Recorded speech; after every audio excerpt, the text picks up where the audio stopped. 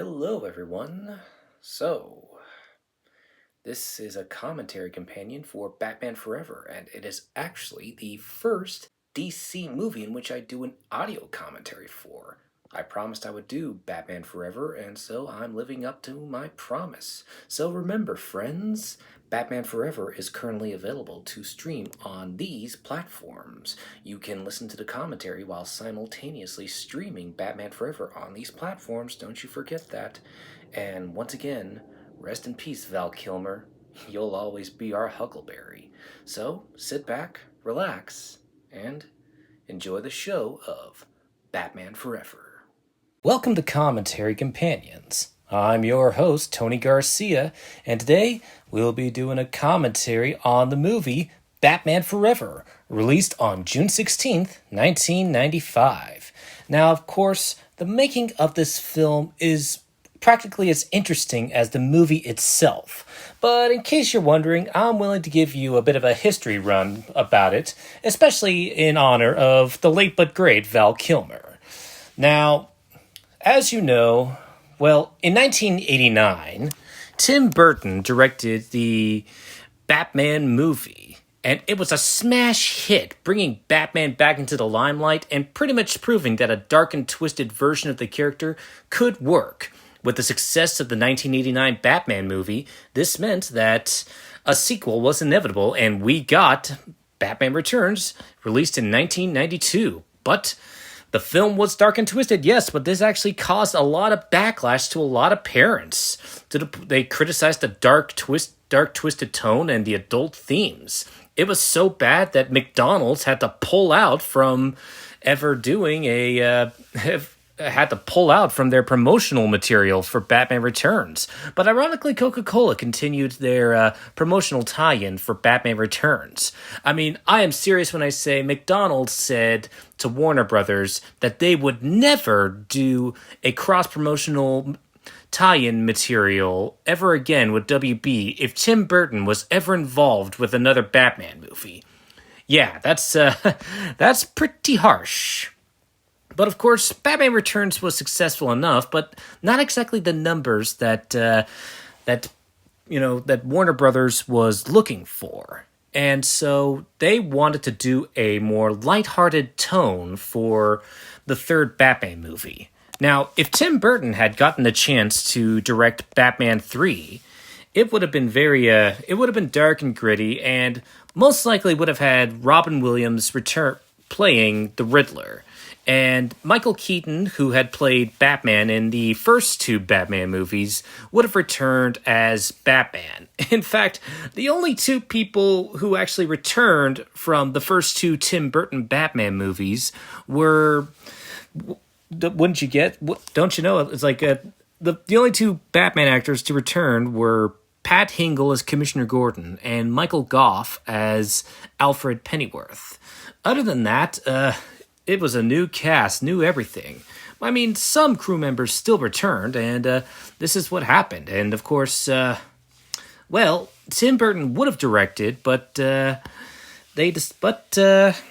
Warner Brothers decided to instead fire Tim Burton and replace him with a new director. That director being the late but great Joel Schumacher, who at the time was known for directing films such as The Lost Boys and also for directing Falling Down, starring Michael Douglas. Of course, before Schumacher was hired as the director, Sam Raimi, who would later on direct the Spider-Man trilogy, was actually considered for the role of... he was considered for directing the film. And of course, let's address the elephant in the room. That elephant in the room being Two-Face. Now, it was established in the 1989 Batman movie that, Billy D. Williams played Harvey Dent in the first Batman movie. This is a known fact, and Williams signed a contract that stated that he was aware that he would eventually turn into Two-Face in later sequels.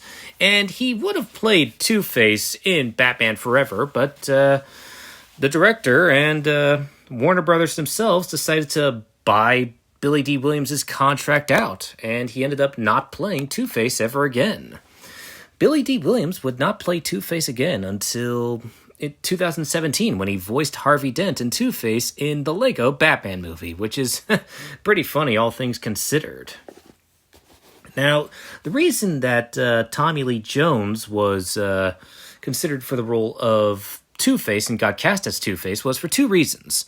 The first reason was, well, Joel Schumacher wanted to work with Tommy Lee Jones again after working with him on The Client. The Client was a legal thriller that was based on a book written by John Grisham. And the second reason that Tommy Lee Jones took the role of Two-Face was because, well, his son, who was 11 at the time, said that Two-Face was one of his favorite characters, so Tommy Lee Jones had to take the role. And of course, Two-Face's makeup is provided by one of my favorite makeup artists, Rick Baker, who I talked about on the show for my first episode of How the Grinch Stole Christmas. He was the one responsible for the makeup for Two-Face, and he actually wanted to give Two-Face his bulging eye and the revealing teeth that Two-Face is best known for.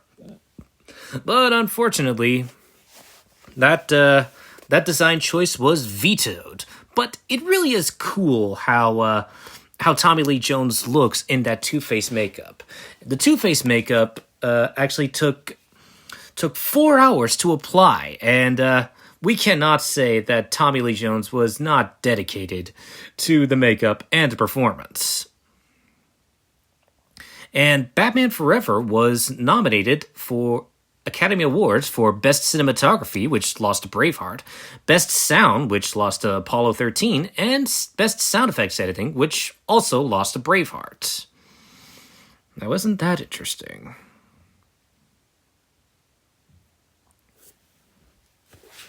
Now, Two-Face made his official comic book debut in Detective Comics number 66, which was released in 1942.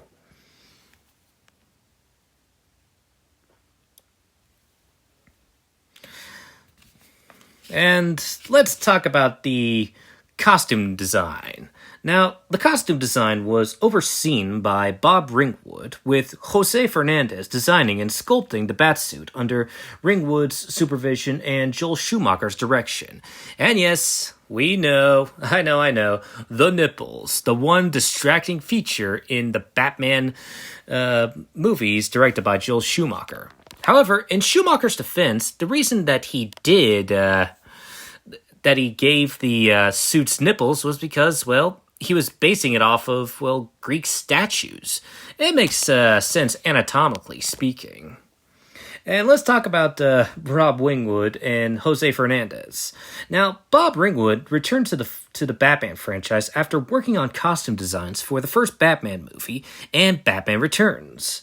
Other films that he worked on are Excalibur, the original Dune released in 1984, directed by David Lynch, Alien 3, Demolition Man, Alien Resurrection, AI Artificial Intelligence, Star Trek Nemesis, and lastly, Troy. Troy would be the last film that Bob Ringwood would ever work on before retiring in 2004. Now, Jose Fernandez is also no stranger to Tim Burton's Batman franchise, having been an uncredited sculptor and specialty costumer on Batman and Batman Returns as well. He returned for Batman and Robins as lead sculptor.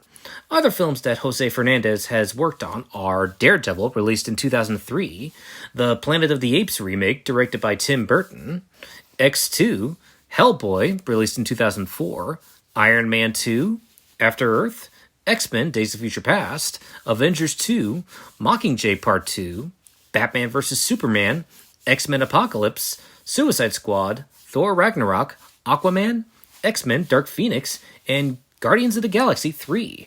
And let me tell you, the costumes were actually quite heavy. The suit that Val Kilmer wore as Batman pretty much weighed 100 pounds, and Kilmer lost 5 pounds in the beginning action sequence alone. No joke. Now, Val Kilmer was given a thankless task of having to replace Michael Keaton as Batman. Now, Michael Keaton was going to return as Batman, but and he was offered millions of dollars to return as the character. But, when Tim Burton got fired and then demoted to producer, he pretty much walked out in disgust, especially since he hated the tone that Schumacher was going for, which is ironic because Joel Schumacher was a big Batman fan. If Joel Schumacher got his way, we would have had a darker and grittier version of the character like most fans would have wanted. And, well, it would have been a prequel, pretty much inspired by Batman Year One. That's what Schumacher originally wanted, but the studio wouldn't let him do it, and they wanted a more lighthearted take on the character. In fact, you'll notice that Batman Forever is actually inspired by the Silver Age Batman comics that were illustrated by Dick Spring. And before Val Kilmer was cast as Batman, other actors considered for the role of Batman were Alec Baldwin and his brother William, Sir Daniel Day-Lewis, Kurt Russell, Ethan Hawke, Rafe Fiennes, Tom Hanks, Johnny Depp, and Keanu Reeves. It's ironic that Ethan Hawke tried out for the role of Batman because he's actually younger than Chris O'Donnell by 4 months. I am not kidding. Now, Joel Schumacher cast Val Kilmer as Batman based on his performance as Doc Holliday in Tombstone.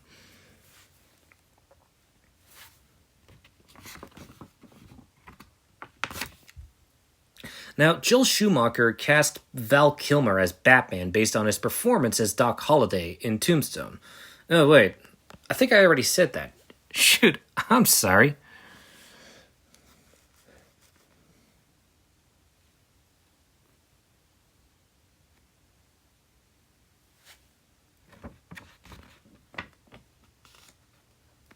Now, the film's composer was Elliot Goldenthal.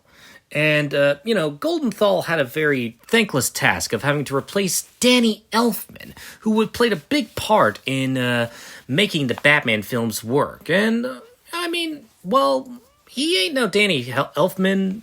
Goldenthal certainly helps contribute to the personality of the Schumacher Batman films. Now, Goldenthal would collaborate with Schumacher again, not only with Batman and Robin, but also in A Time to Kill. He's also collaborated with Michael Mann and his girlfriend, Julie Taymor. And Julie Taymor is best known for her Broadway productions such as The Lion King and Spider-Man Turn Off the Dark. Other movies that Goldenthal has worked on are Pet Sematary, Alien 3, Demolition Man, Interview with the Vampire, and he won the Oscar for Best Score for his work on Frida, which was directed by his girlfriend, Julie Taymor. I still can't believe that, that he's pretty much destroying a Gotham copycat version of the Statue of Liberty. I guess you could call it the Statue of Gotham, but it just doesn't sound creative enough. Also, this is the first time we see Batman swim underwater in one of his bat suits in a live-action movie. What were the odds of that?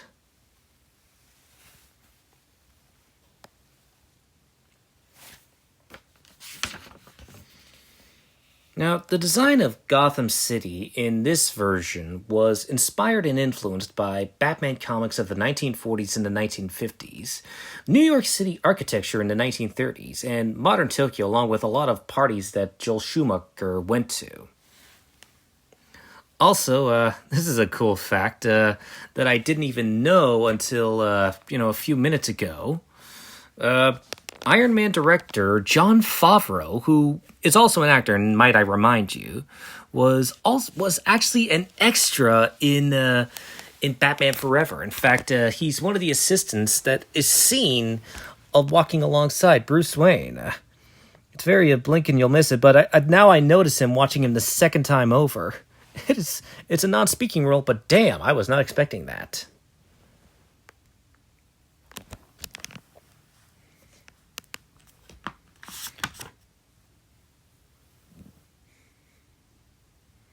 Now, Edward Nygma, a.k.a. the Riddler, made his comic book debut in Detective Comics number 140 in 1948. And before Jim Carrey was cast, well, if Tim Burton had directed, there's a possibility that Robin Williams would have played the role of the Riddler. The late Michael Jackson even considered well, actually, Michael Jackson lobbied for the role of the Riddler, but that never happened. And when Robin Williams was turned down to play Riddler, the producer's second choice to play Edward Nygma, aka the Riddler, was Steve Martin. But Steve Martin turned down the chance to play Riddler because, well, he was too sad to make movies after dealing with the death of his friend John Candy and dealing with his first divorce. 94 was not a good time for Steve Martin, so it's understandable why he turned it down. But, for better or worse, Jim Carrey very much carries the film on his back. No pun intended.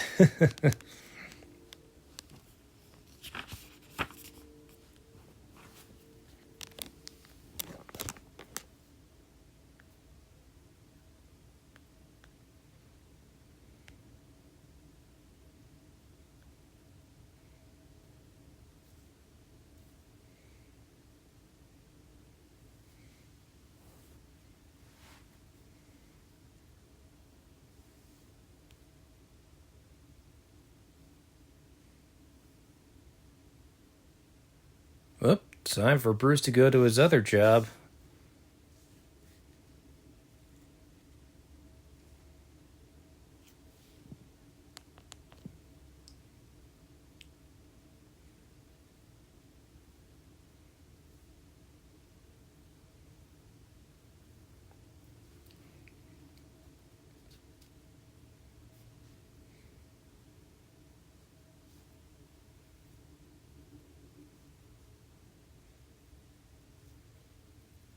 Oh, talk about changing his mind within an instant. I mean, Bruce's argument is legit. But it's interesting. This is the second time that Nygma was delusional. Well, I mean, this isn't the first. This would, in the Batman, something similar like that happened. I mean, Nygma was delusional enough to think that Batman would understand his motives, and here it happens in Batman Forever.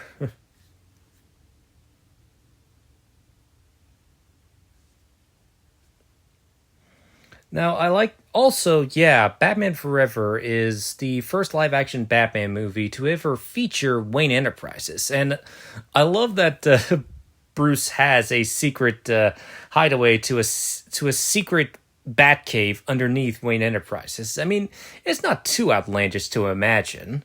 It would kind of make sense. I mean, in Batman Arkham Asylum, Batman even has a secret Batcave hidden underneath Arkham Asylum. So that's kind of cool. I remember Robot Chicken made fun of the underground bat cave at Wayne Enterprises. It was kind of funny.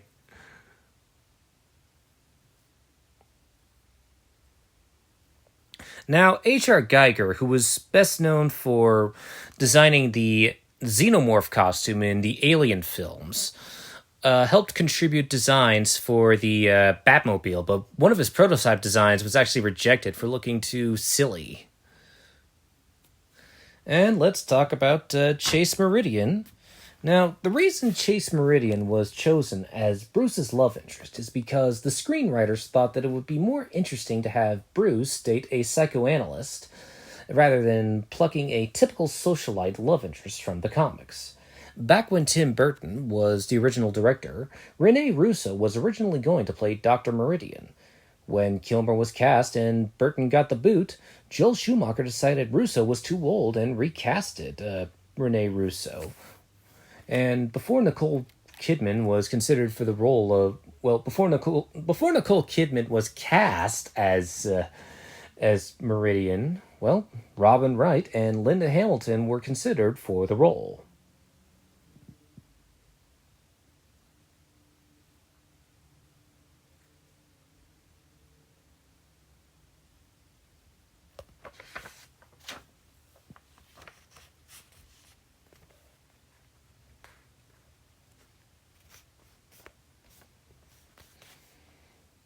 Now, Val Kilmer's marriage to his first wife ended during the filming of this film, and with the divorce being finalized a year after the film came out.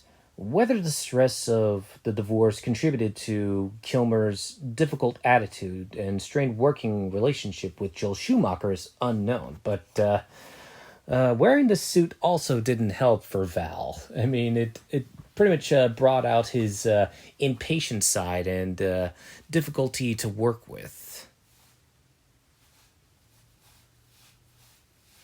Man, they did Commissioner Gordon dirty in this.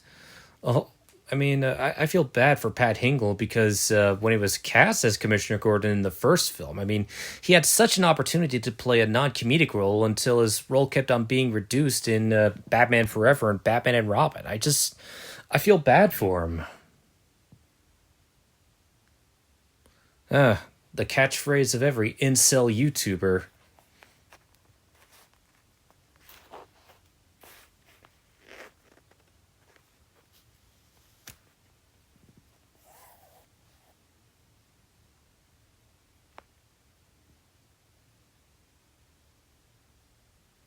Is that a blender?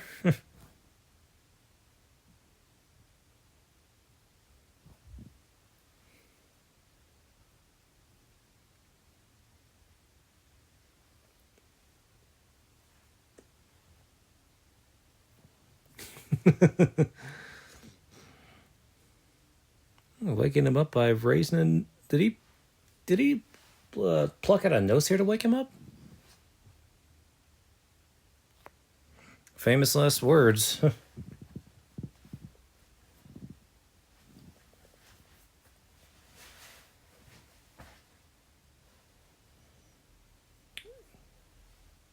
Now, the special effects were provided by PDI, which was short for Pacific Data Images, which eventually became an animation studio for DreamWorks. And the film's visual effects supervisor was Andrew Adamson, who would later on direct Shrek and Shrek 2 and the first Narnia movie. I did not know that he was, a visual effects animator, but it pretty much makes sense why he would be chosen to direct Shrek, given his experience with CG effects.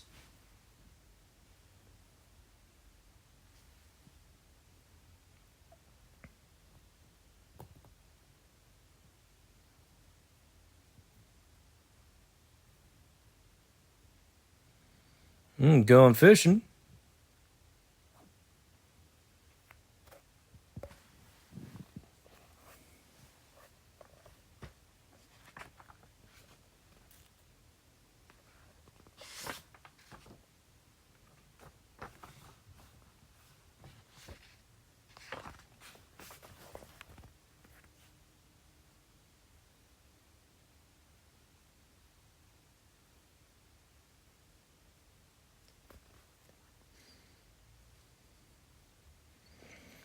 Now, a fun fact Frank Gorshin, who had played the Riddler in the Adam West Batman series, was one of Jim Carrey's favorite actors growing up. It kind of makes sense.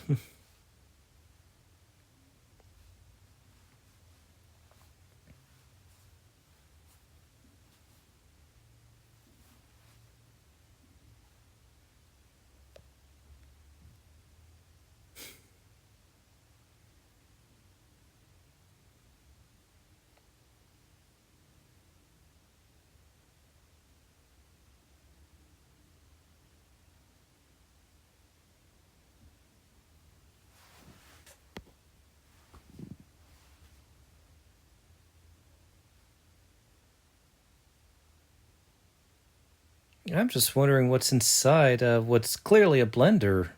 It doesn't look like any popcorn. And why would you report the FCC? How would that make any sense?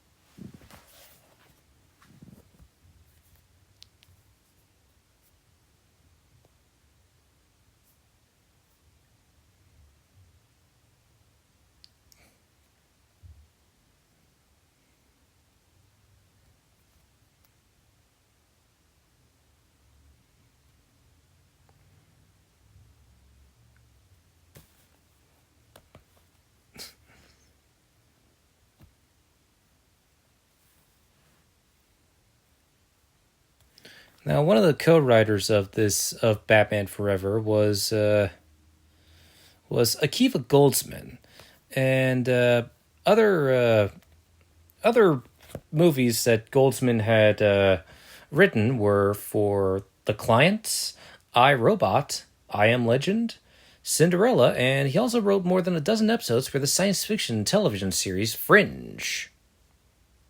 And he also received an Oscar for Best Adapted Screenplay for A Beautiful Mind, which also won the Academy Award for Best Picture. He also collaborated with Ron Howard again to adapt The Da Vinci Code and Angels and Demons. He also co-developed the Titans TV show, Star Trek Picard, and he's also the co-creator of Star Trek Strange New Worlds.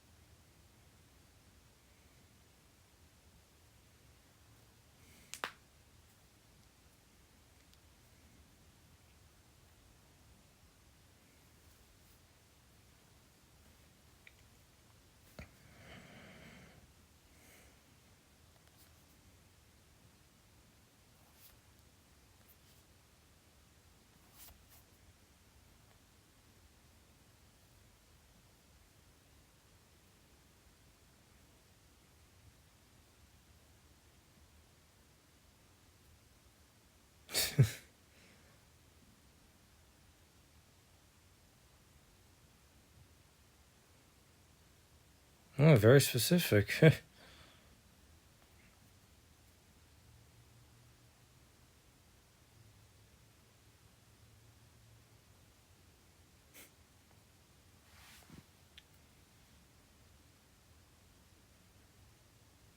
Quite the realistic computer-generated forgery.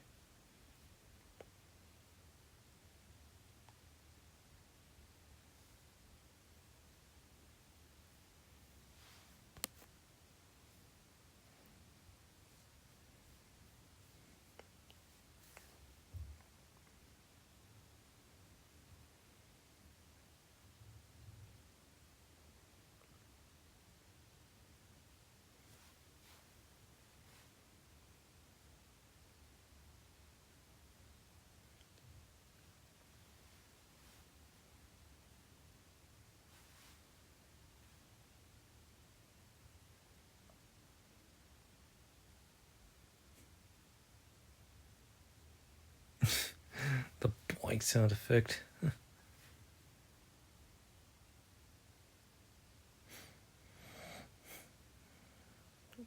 A clock.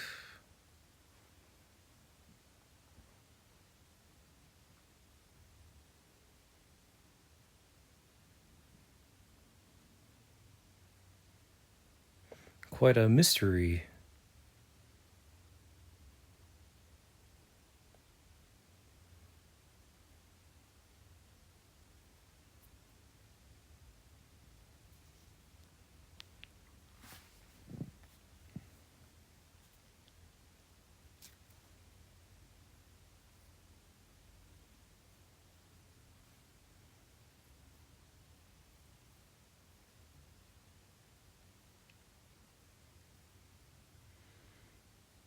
Talk about a man cave.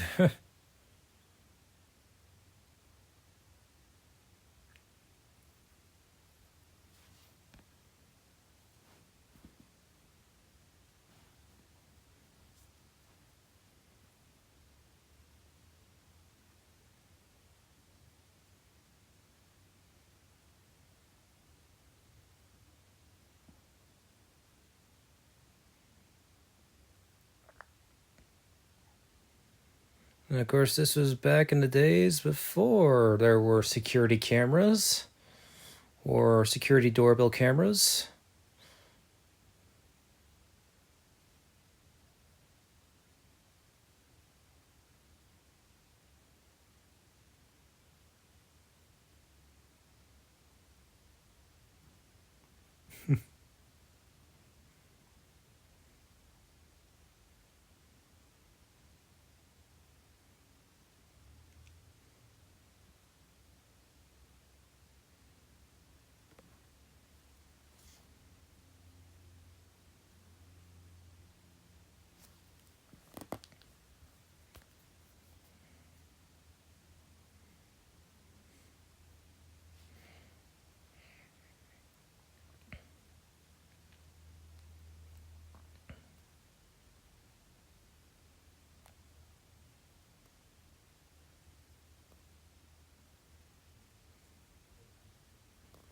Now, fun fact, the whole scene of Bruce Wayne thinking that Chase was in trouble, but was actually kickboxing and boxing in general, was actually done at the last minute because it was under Nicole Kidman's suggestion that that that Chase do some boxing because at the time Kidman was passionate about kickboxing and such, and she wanted to add that into the character.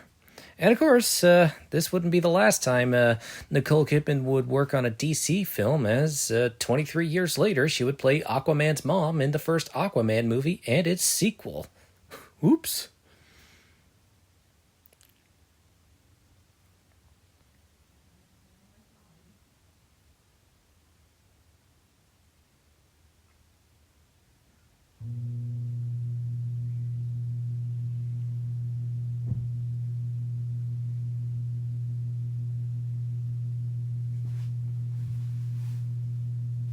You get a super stalker.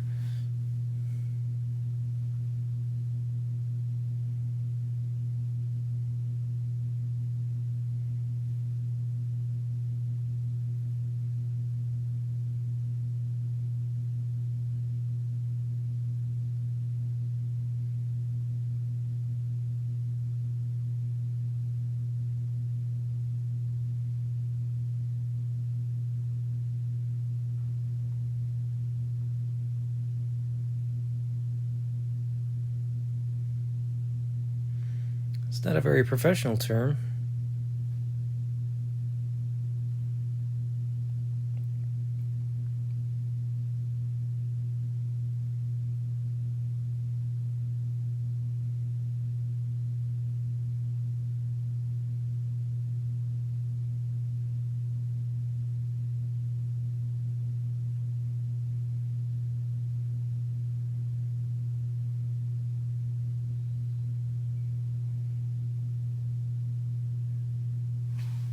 Rorschach.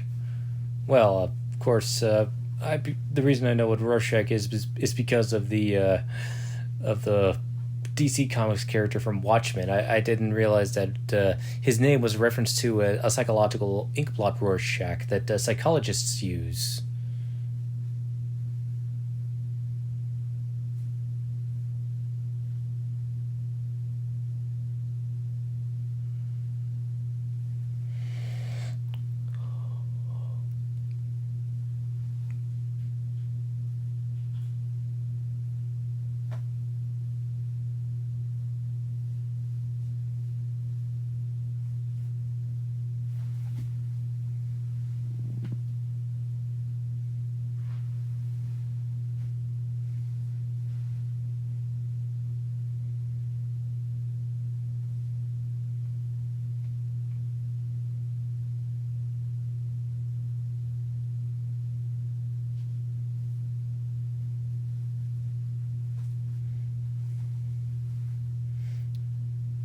Man, Gotham certainly goes out with its circuses. I tell you what, bombastic, might I say.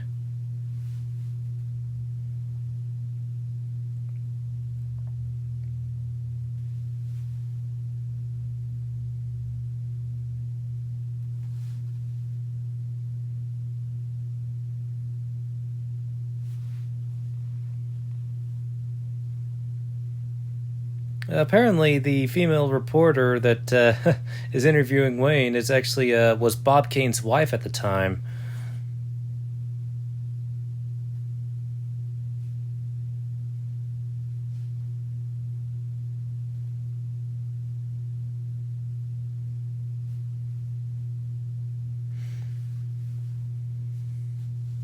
Now, I should point out that in the comics, Dick Grayson does not have a brother. I don't even know if Dick Grayson's brother even has a name in this film. But he does have a half sister in the comics. Dick Grayson has a half sister in the comics. Now, Dick Grayson made his comic book debut in Detective Comics number 38 in April of 1940. The fact that I'm doing this on Dick Grayson's 85th anniversary is a pure coincidence, but I see that as sort of a happy coincidence. kind of a happy little accident. It was fate. And I do like that the Flying Grayson's costumes are pretty much a callback to the Robin costume in the comics.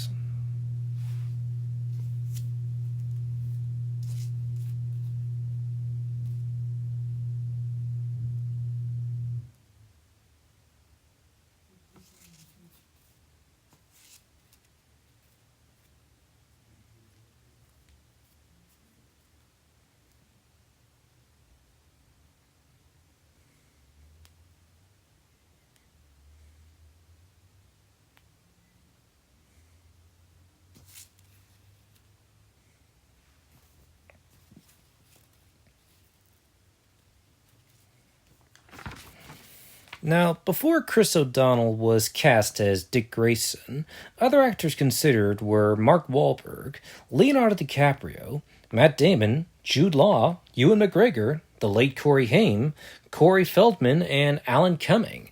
Now, one of the reasons that Leonardo DiCaprio did not agree to play Robin the Boy Wonder is because, well, he disagreed with Joel Schumacher's direction. It still feels ironic because, well, like I said, Joel Schumacher was a fan. Apparently, Michael Keaton felt that Joel Schumacher's vision for the character and the film's tone were too different from what he and director Tim Burton had established in the first two Batman films.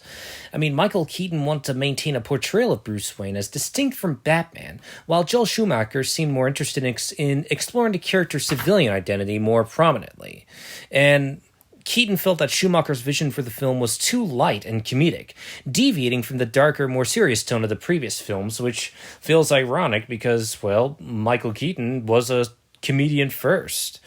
And in an interview, Keaton stated that he couldn't agree with the direction Schumacher wanted to take the character in the film, and that he felt the tone was not right.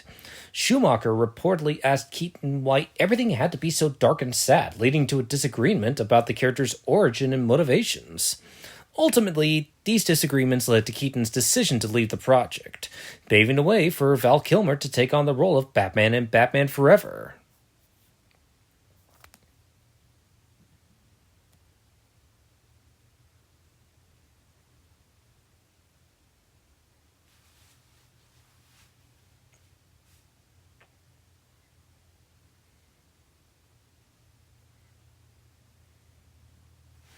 Because we all know Two-Face is obsessed with duality. It's always got to be a number two somehow, or something that ties to the number two. The mayor does not have a name. I checked.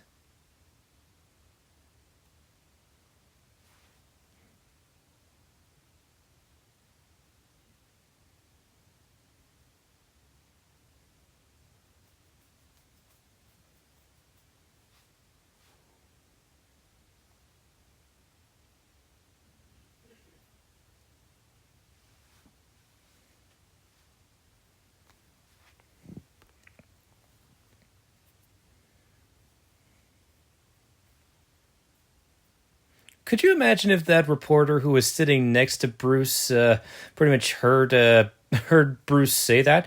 She'd be like, "Wait, you're Batman? No way!"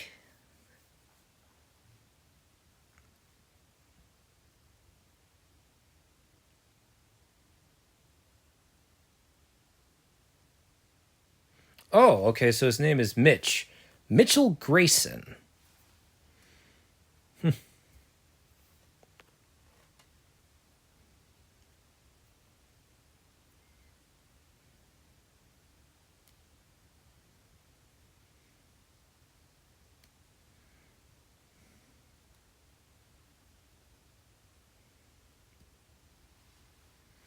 Apparently, Jim Carrey wanted to do a shaved head that would have been shaped like a question mark for Riddler, but that idea was scrapped due to him having to appear in court for his divorce at the time.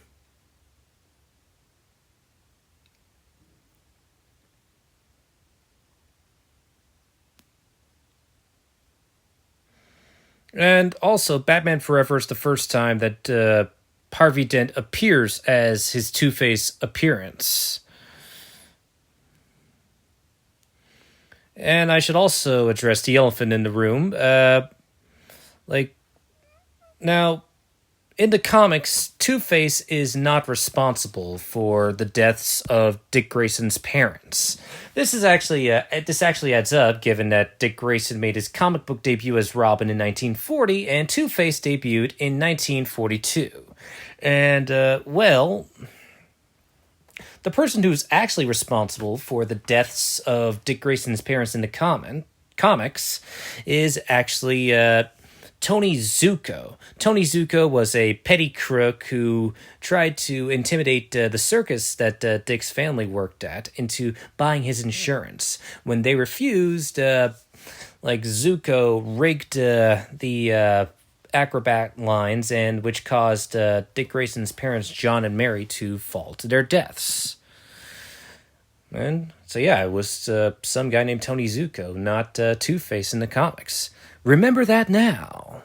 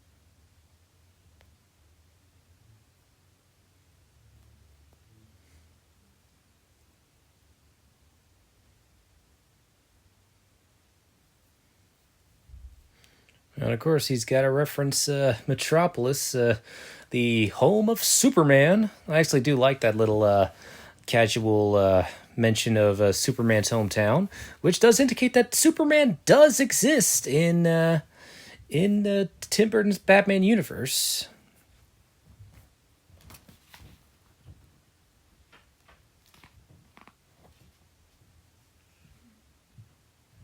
I actually think it's pretty clever how Bruce and Alfred find a way to convince Dick to stay without, begging him to stay. Hey, he's rich. He loves car museums. I mean, he loves his cars and his motorcycles. And I actually do like that Dick is an enthusiast for motorcycles. I get it. I mean, I'm kind of an enthusiast for vintage cars. I don't know anything about them, but I love looking at them.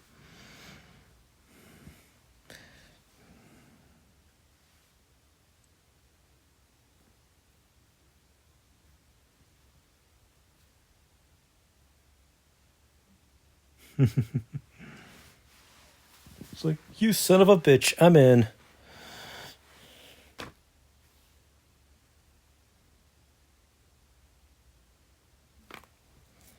Ooh, that looks like a yummy burger. Oh, oh, that pretty much seals the deal, which is so funny. I mean, yes, I get that he's obviously a college graduate, but still, that's pretty good.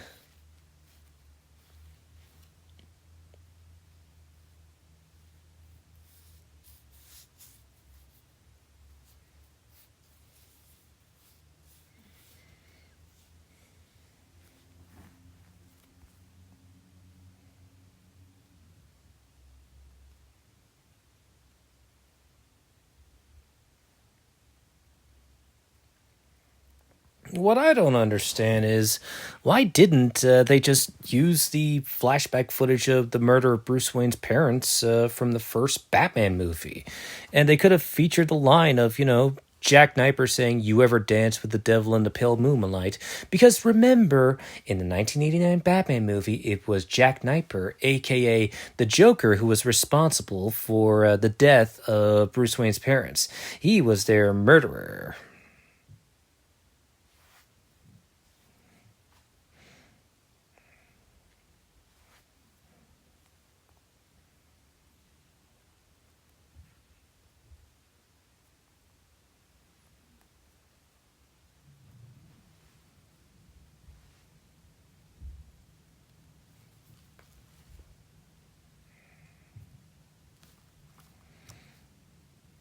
Also, the child actor that plays young Bruce Wayne in Batman Forever was well, actually, I thought it was Eric Lloyd, but I was wrong. Eric Lloyd actually played young Bruce Wayne in Batman and Robin. I'm sorry.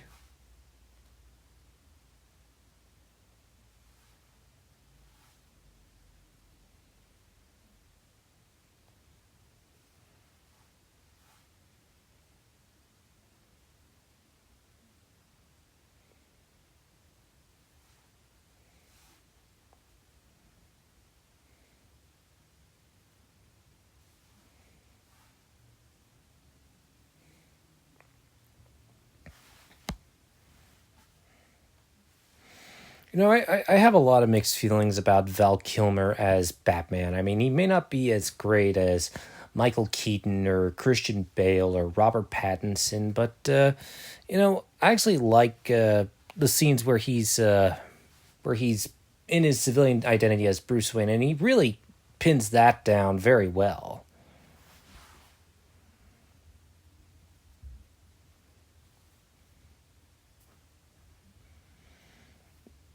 Now, when Bill Finger was co-creating Robin the Boy Wonder, he based the idea of, the Robin persona not only on the bird of the same name, but also as a reference to the heroic archer Robin Hood, best known for stealing from the rich and giving to the poor.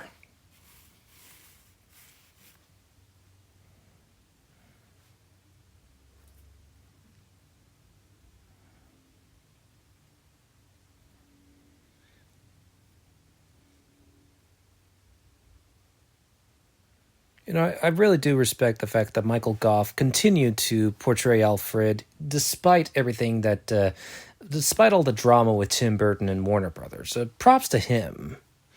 And I really liked him as in the Horror of Dracula.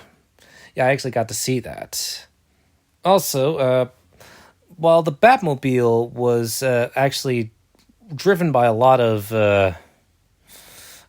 stunt drivers, but I'll have another interesting fact about the Batmobile much later. Now, Batman Forever was primarily filmed in and around Los Angeles and New York. Many scenes were shot in and around LA, including locations like the Hollywood Pantages Theater and the Los Angeles County Museum of Art. And also, Batman Forever had some scenes filmed in New York City.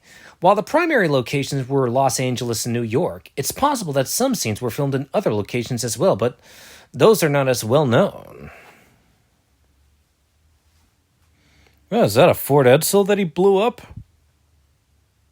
Or a Ford Pinto?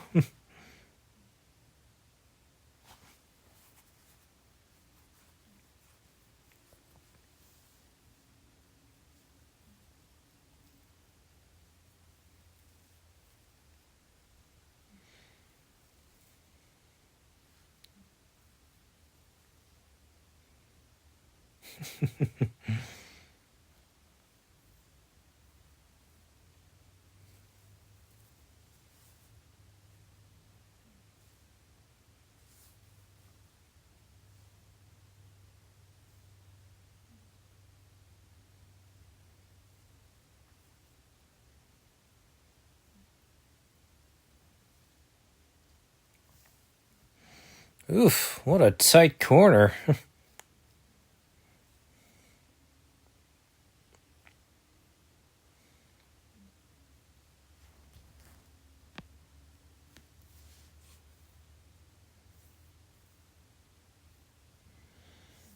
I mean, to be fair, this whole scene of Batman using a Batmobile grappling hook to fly up and climb up into the wall to evade Two Face's henchman is actually pretty cool. And originally, there was going to be more of a chase scene with the Batmobile on the rooftops, but Schumacher was unable to film this due to budget constraints. And but he eventually used this abandoned idea for eventually for Batman and Robin.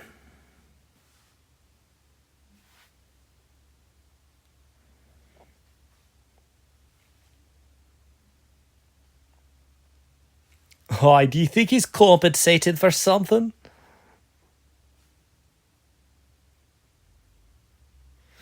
Yeah, the puzzler would have been lame. Gamester.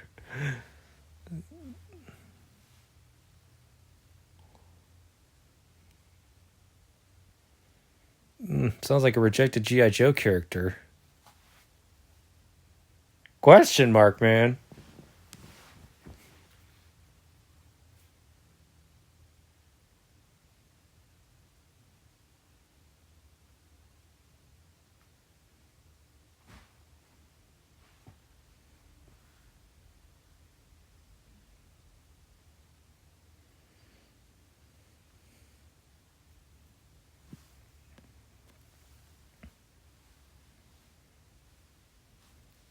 Now, Two Face's lair is actually the same set used for Max Shreck's kidnapping scene in Batman Returns. At least that set wasn't put to waste. Now, fun fact: the two henchwomen that Two Face confides in are their names are never mentioned, but their names are Sugar and Spice. Drew Barrymore plays Sugar, if that makes sense.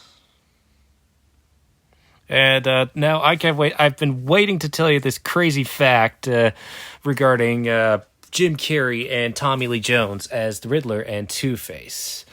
According to Jim Carrey, he did not get along with Tommy Lee Jones, who told Carrey he hated him. Jim Carrey later surmised that it was because at the time, Dumb and Dumber, which Jim Carrey starred in, was released the same week as Tommy Lee Jones's passion project, Cobb, financially eviscerating it and moving the film's recognition into obscurity. Carey explained Jones was a little crusty about this because Cobb was his big swing for the fences. Further recounting that during shooting, he unintentionally visited Jones in a restaurant and cheerfully approached the table asking, "Hey, Tommy, how you doing?" Only for Jones to turn pale and begin visibly shaking like he had been thinking of me for 24 hours. The blood just drained from his face in such a way that I realized I had become the face of his pain or something. He started shaking and he got up like he was in mid-kill me fantasy. He hugged me and said, "I hate you. I really don't like you." I'm sorry for my very bad, very bad Texas accent. Yeah, he said, "I hate you, I really don't like you." And I said, "Gee, man, what's the problem?" And I pulled up a chair, which probably wasn't smart, and he said, "I cannot sanction your buffoonery." The very next day, Jones and Carey filmed the scene in which Riddler forms an alliance with Two-Face in his lair. Now, isn't that hilariously ironic?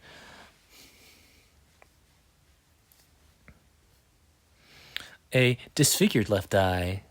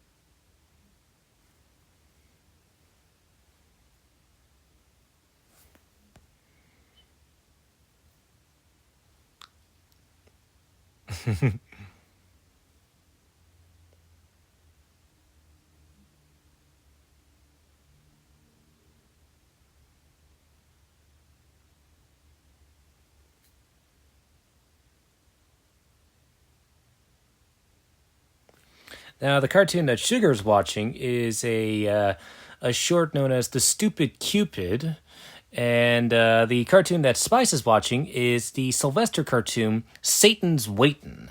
Now, The Stupid Cupid is an Elmer Fudd and Daffy Duck cartoon that was released in 1944, directed by Frank Tashlin.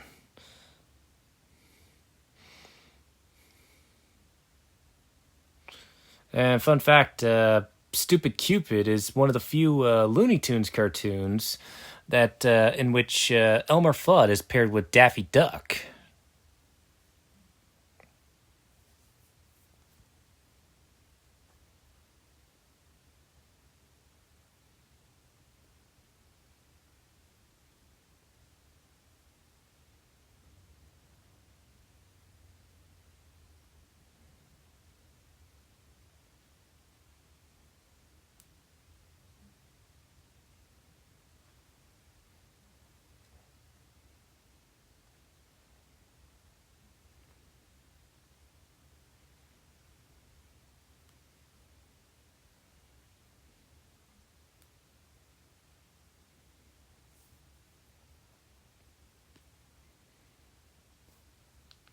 And, well, looks like that coin landed on heads.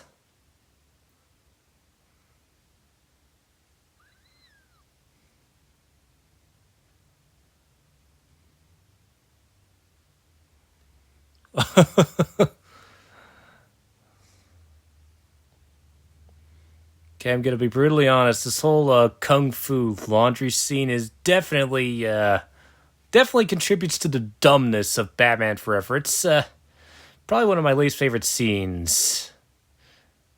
It's very gratuitous and kind of dumb. There could have been better ways to demonstrate Dick's acrobatic and combat skills.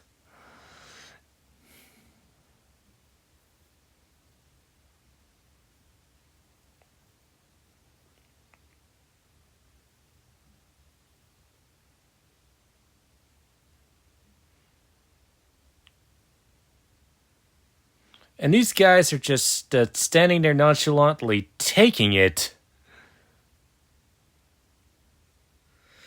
Yeah, the Riddler's not known for his physical prowess.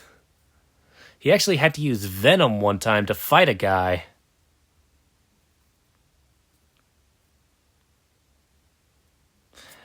Also, a fun fact, like Joel Schumacher was so sick of Jim Carrey and Tommy Lee Jones's childish rivalry and the way they kept on hating on each other. He hated it so much that he refused to ever collaborate with them on a movie ever again.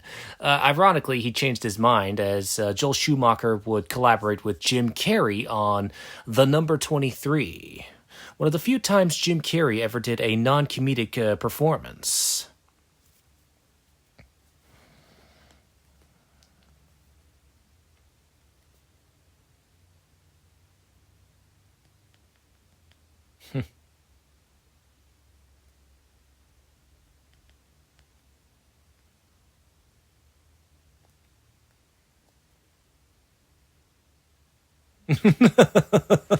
Man, Alfred is so sassy in this one.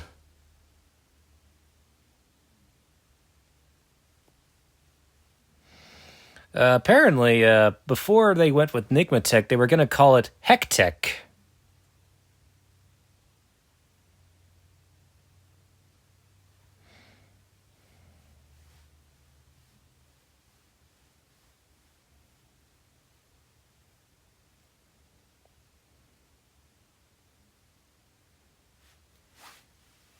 And apparently it's interesting to dog, too.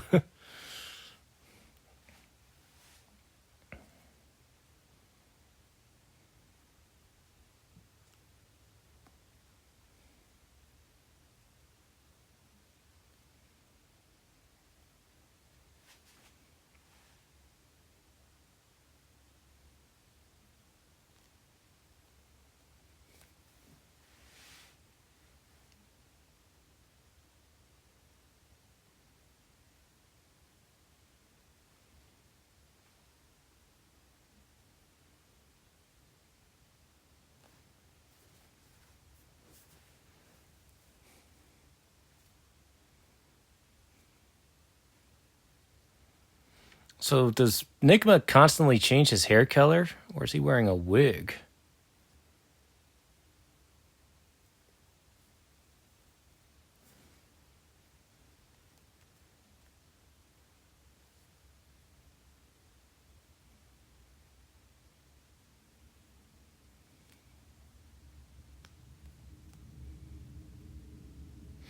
Yeah, so Michael Goff played Sir Sir Arthur Holmwood in the first Dracula film starring Christopher Lee.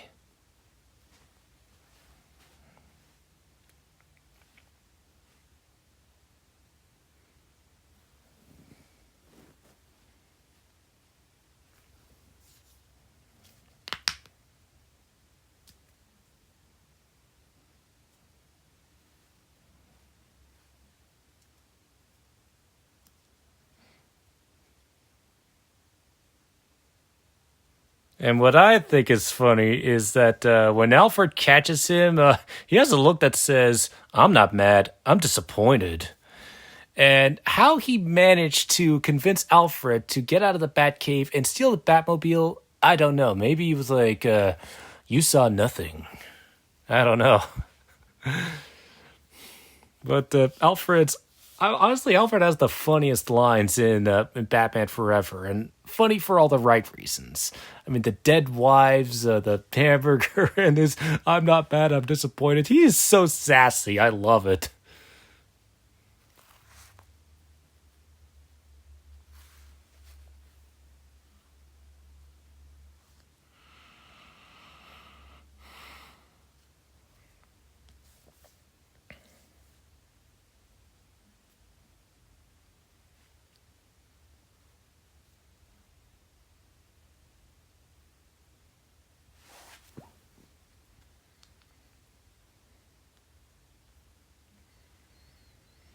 Now, there's apparently a 3 hour cut to Batman Forever, which would have been more darker and would have shown more of Bruce's psyche and the repressed memories. And I like that the repressed memories aspect of the film that did manage to make it into the final cut.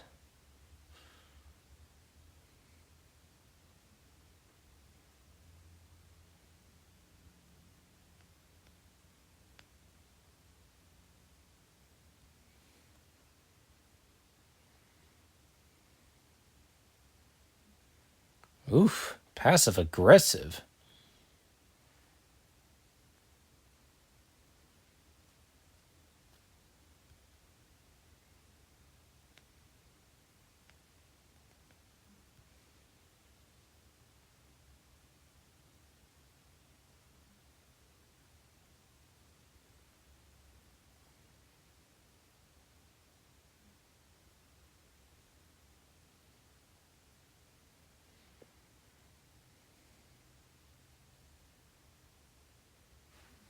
Yeah, jealous of himself. That's funny.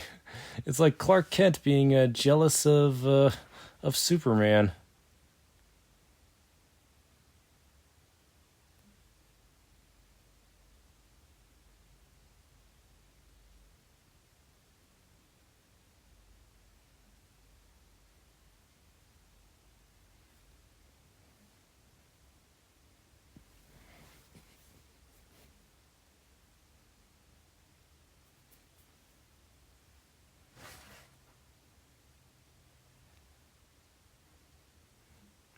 Oof, cock blocked by a watch.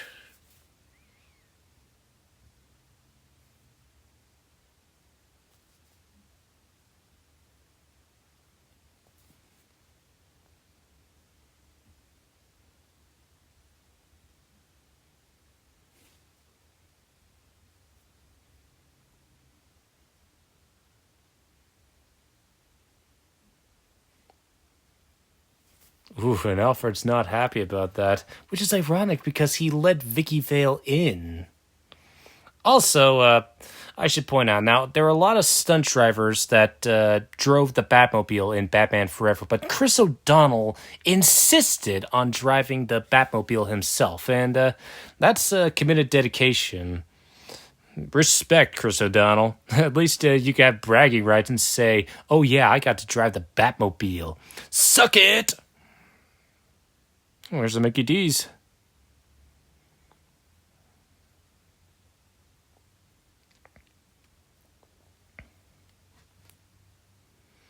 Yeah, you're pretty chill. I thought you'd be running away.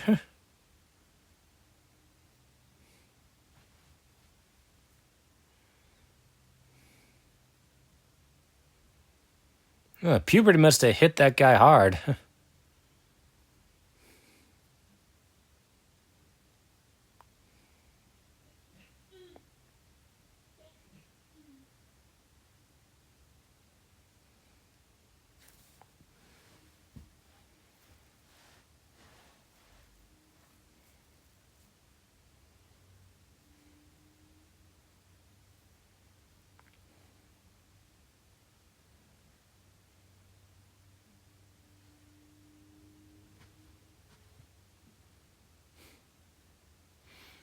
And and I lost a few pounds, and I went through reverse puberty.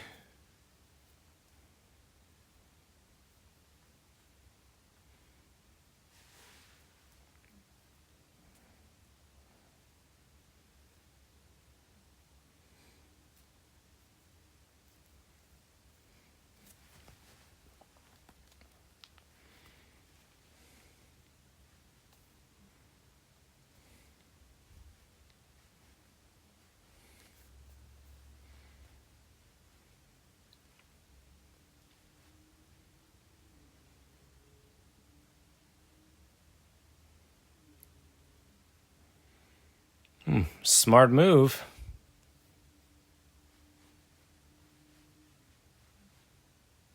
Okay, that's actually a good line. Oh boy. Looks like Dicky Boy is way in over his head.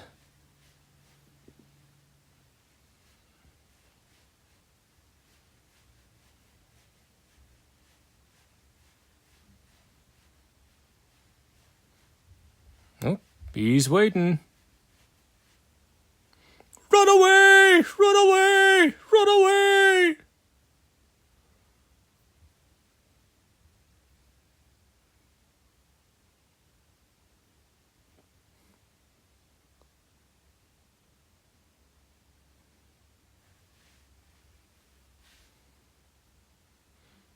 I kind of wish that a younger actor had been cast, as, I'm sure a younger actor probably would have put his heart into a young Dick Grayson lashing out. And I know I shouldn't be mean spirited, but I kind of wish I think Batman the Animated Series handled Dick Grayson's origins and the resentment he feels against Tony Zuko a lot better. I mean, I totally recommend you watch the Batman the Animated Series two-parter Robin's Reckoning. It's a really great two-parter, in my opinion.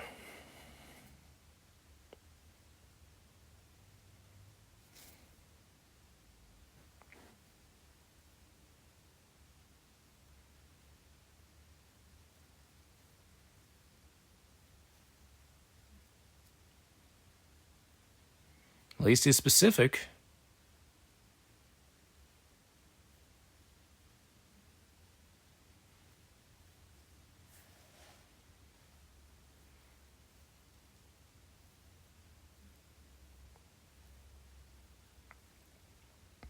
And this is actually a good way to justify the existence of Batman and Batman Returns. Because he's referencing, Catwoman and Penguin.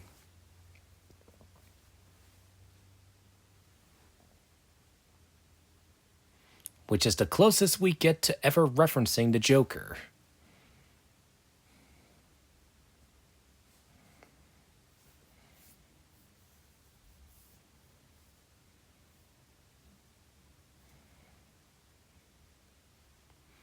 I'm kind of interested in this idea of, Bruce at first turning down Dick Grayson to be his partner because he doesn't want Grayson to make the same mistakes that he made in the first film, which is understandable if you would stop and think about it.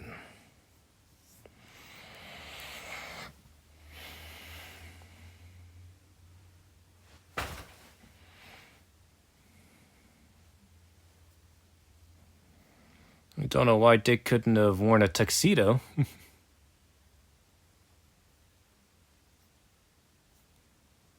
Putting on the Ritz Gotham.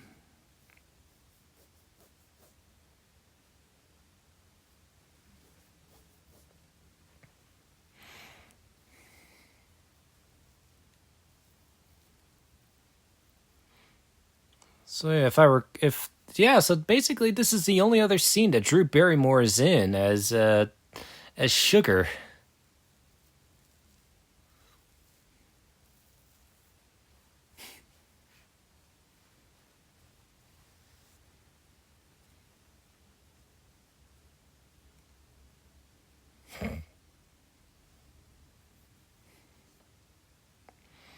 GNN. This is GNN, Gotham News Network.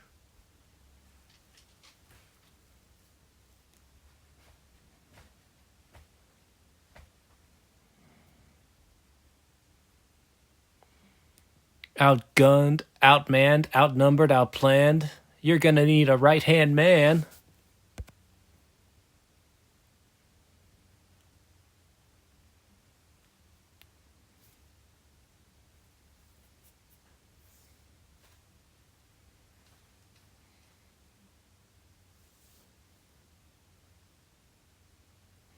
Like Casey Becker.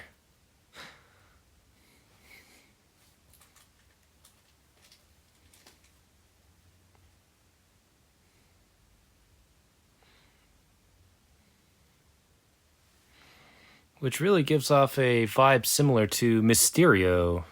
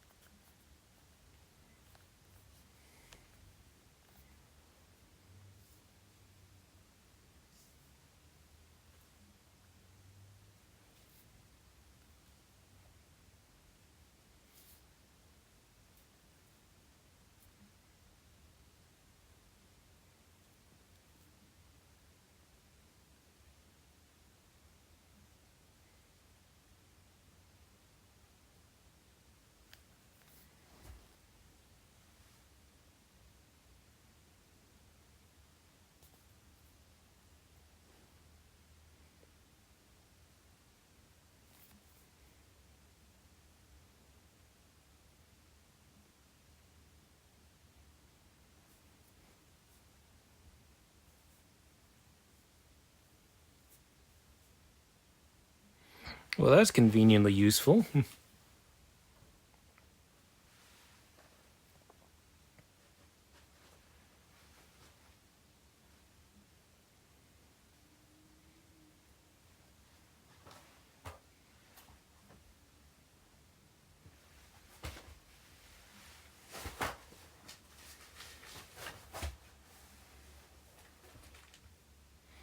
Always carry a spare.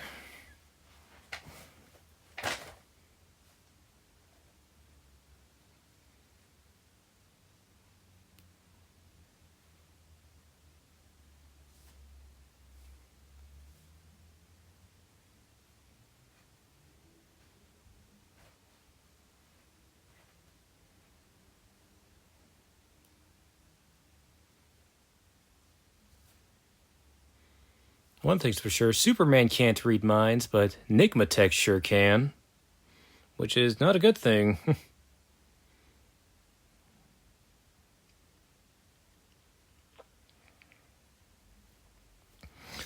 Now, here's another interesting fact.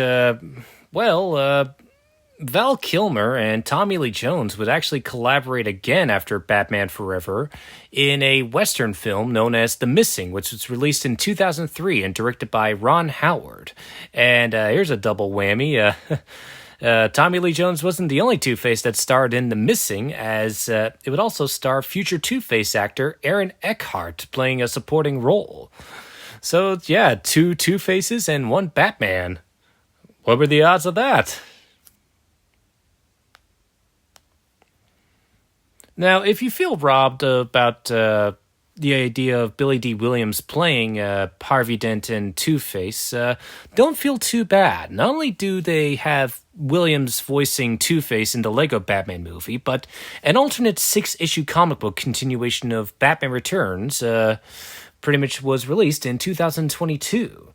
This alternate 6-issue comic book series was known as Batman 89, and it ignored the events of Batman Forever and Batman and Robin, and it brought back Michael Keaton's Batman, along with Burton's dark setting seen in the first two Batman films, along with elements of the failed third Batman film, such as the return of Billy D. Williams as Harvey Dent and his transformation into Two-Face, the introductions of new versions of Robin and Barbara Gordon, and the return of Michelle Pfeiffer's Catwoman. The comic was launched on August 10th, 2021, with its issues releasing monthly before ending in January of 2022. In response to a question as to whether Schumacher's Batman films are canon to the world of Batman 89, the first two films' screenwriter, Sam Hamm, who also serves as the comic's writer, confirmed that the latter two films take place in a diverging timeline and they are not building towards. And, well, Sam Hamm was not building toward the fate.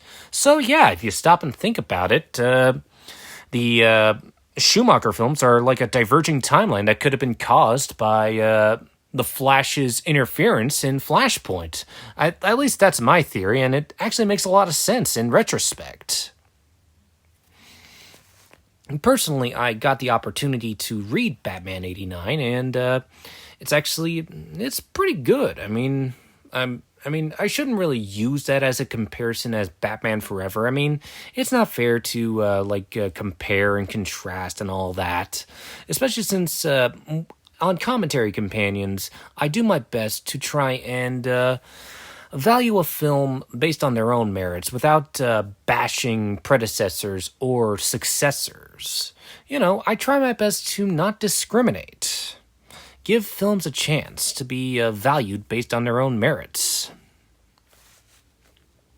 Even the most imperfect films have something worthwhile talking about. I saw the value in How the Grinch Stole Christmas, and I'm willing to see value in Batman and Batman Forever.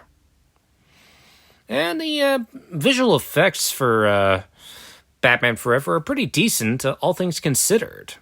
It was actually the first time a digitalized version of Batman was used for him to do bombastic stunts.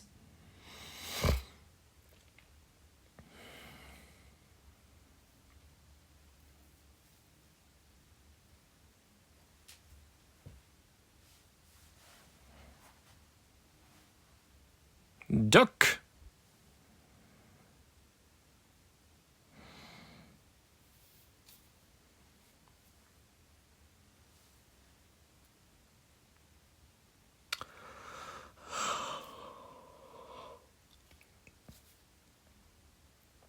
Batman coming out of the flames, that is so cool.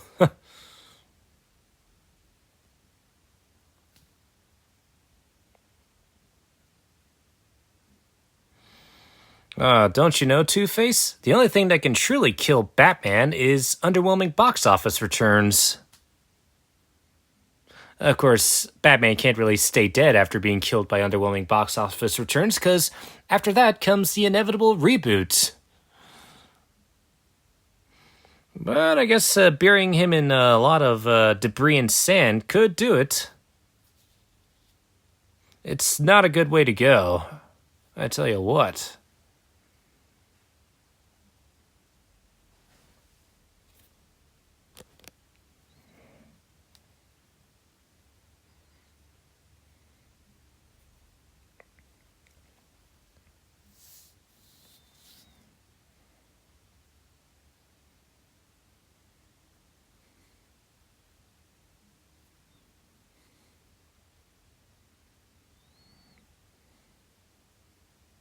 Actually, I like that Dick's prototype Robin suit is very much his acrobat suit. Also, I think it's pretty funny that Dick Grayson considers the term Nightwing as his heroic name, since that's Dick Grayson's comic book solo name, Nightwing.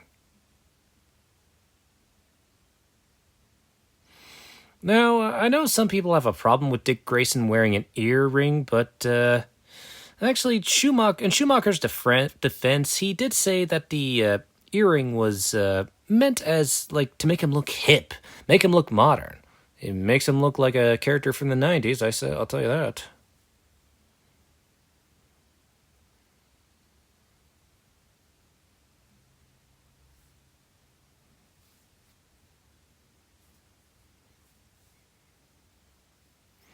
Which is very true.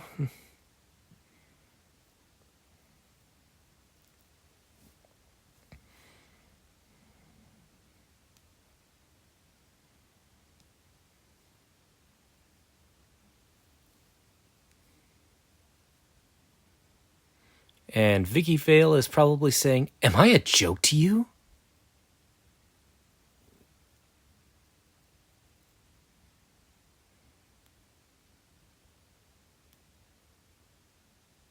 Okay, here's a very dirty fact about this scene of Chase in bed.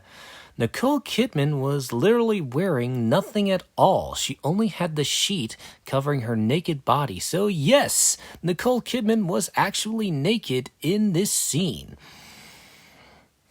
I think the closest to nudity we get is her barefoot.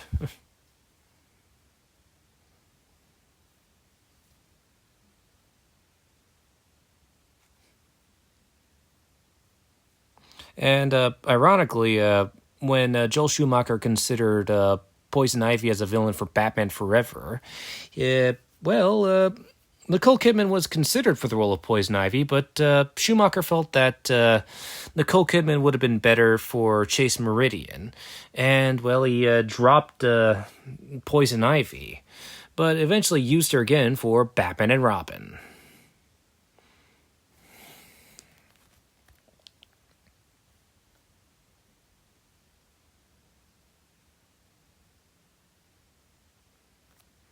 I'm so aroused.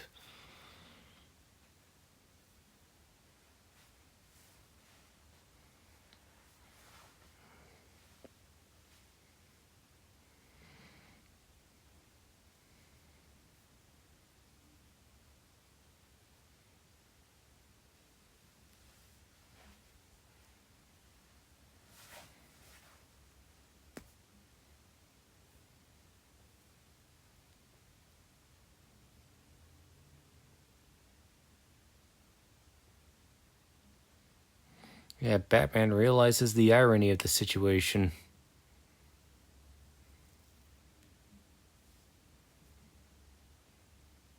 But I love that smirk. Like, well, this is ironic, but how can I be jealous?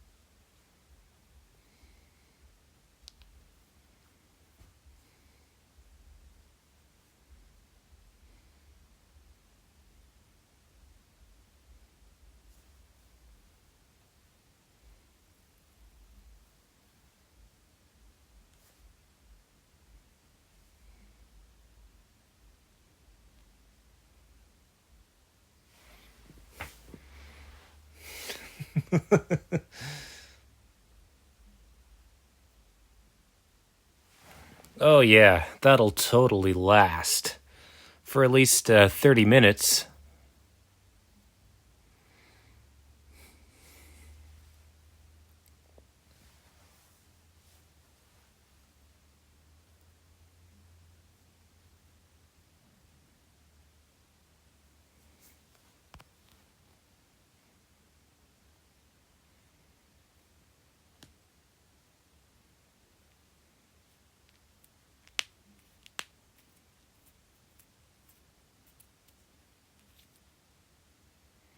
I mean, Bruce is giving legitimate advice.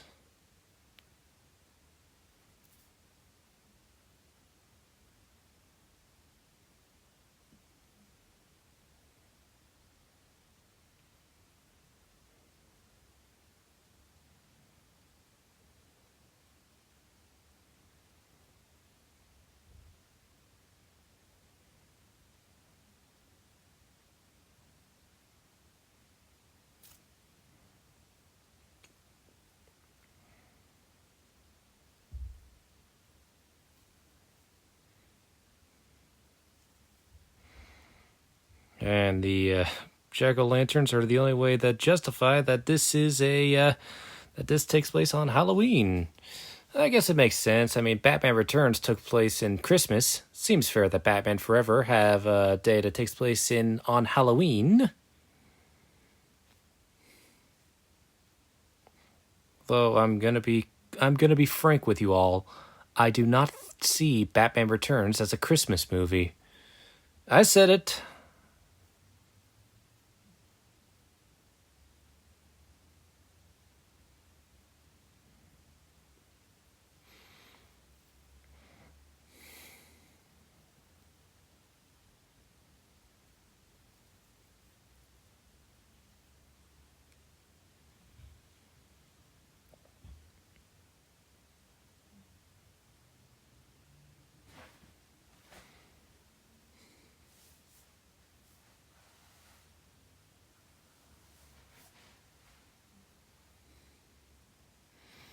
Yeah, something tells me Alfred loves Halloween.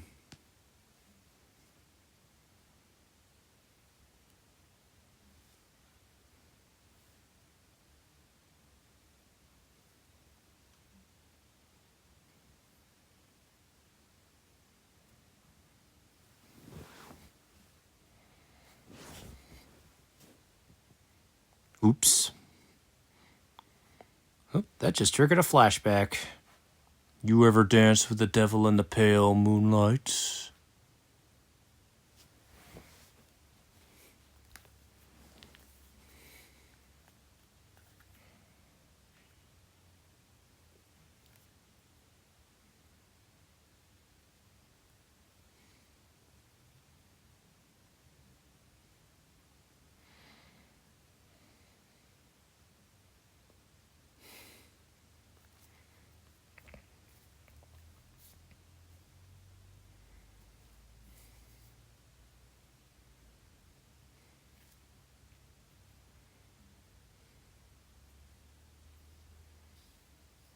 Now, I'm going to say this for all the movie's flaws and faults. It does have some redeeming factors, and those the redeeming factor is definitely this one scene of Bruce talking about his origins and discovering the cave with the bats. It's actually, to me, in my opinion, it's the best scene in this film. I mean, Val Kilmer's acting is on point. Joel Schumacher's directing is on point. He gets a great opportunity to show the dark side of Bruce's repressed psyche, showing how tortured he is, and it's great narration. It's well written. It's all comes together to create probably a perfect scene. And after watching this now at the age of 28, because the last time I watched it, I was 9 or 10 and watched a bit of the end of it when I was a teenager. Like to me, this is one of the best scenes in Batman Forever, in my opinion. Well acted, well directed, perfect cinematography. It just works perfectly.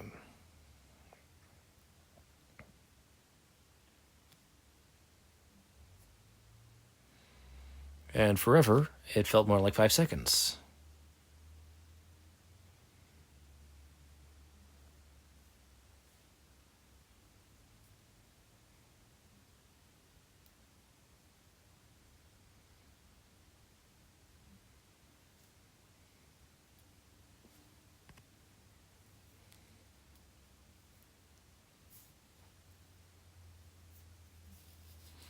It was an omen.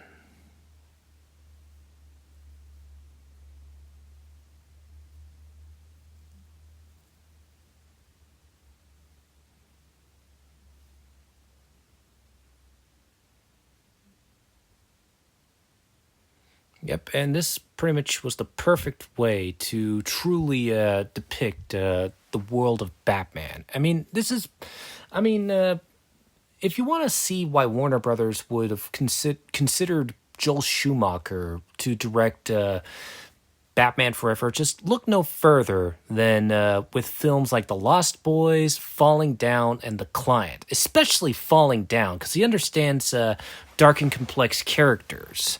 I would totally recommend you watch Falling Down. Actually, when Joel Schumacher passed away in 2020, I decided that I wanted to watch Falling Down just to see what it was like, because it was considered one of his best, and I agree, and I totally recommend you watch it.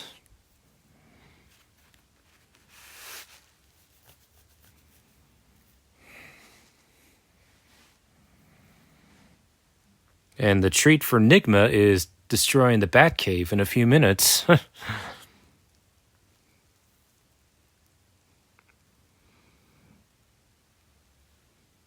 And he uses double.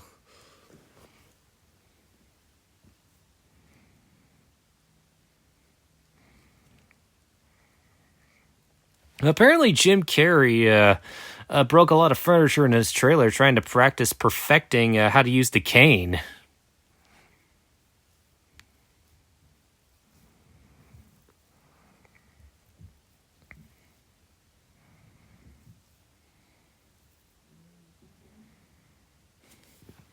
In all honesty, yeah, that is not the best. That is not the best security system.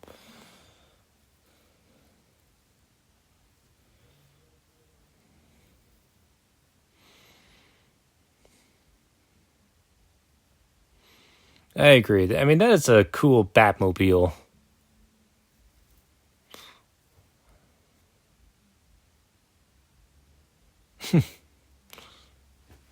I just think it's funny how Harvey is constantly trying to get to the discard coin in order to get to his killing spree, but it always lands on his, and he's so annoyed by it. I mean, that's pretty funny, and all things considered.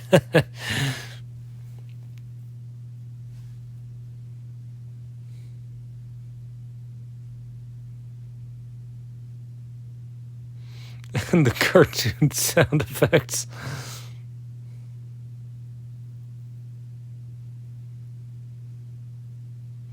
Ah, finally, Chase finally gets to do a little boxing. And the baseball pitcher theme. That's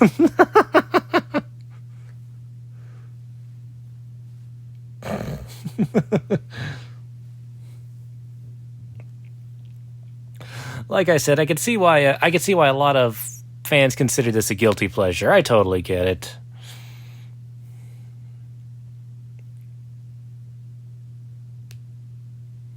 Oh, but blowing up the Batmobile, the way it looked, that's just disrespectful, man.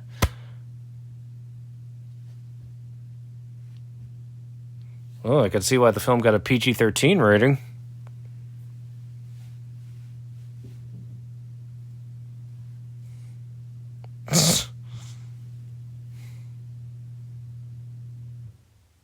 Finally, Tails. Well, good thing Harv was a bad shot in this one.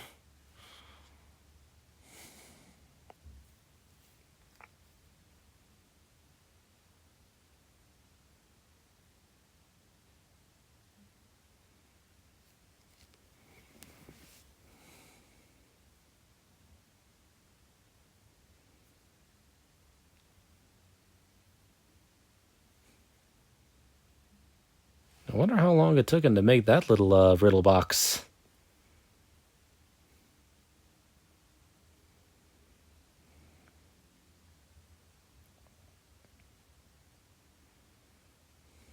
The way the one of them tries to kind of stumbles and trips like a stormtrooper.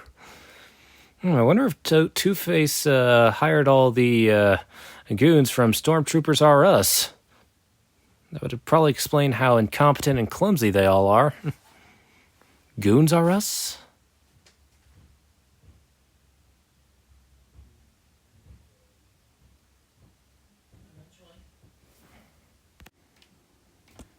Welcome back to the land of the living, Bruce.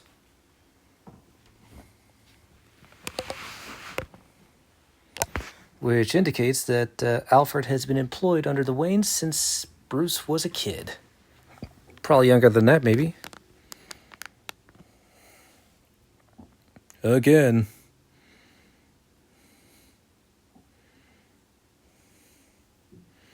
Which means giving up Batman was for nothing.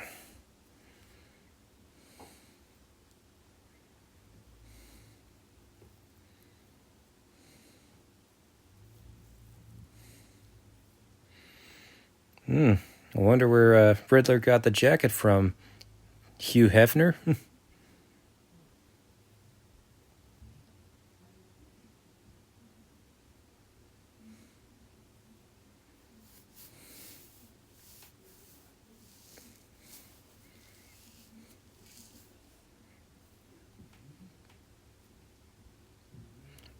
Am I not merciful? Okay, this shot of a question mark being placed above the bat signal is definitely a very artful shot. I definitely like it.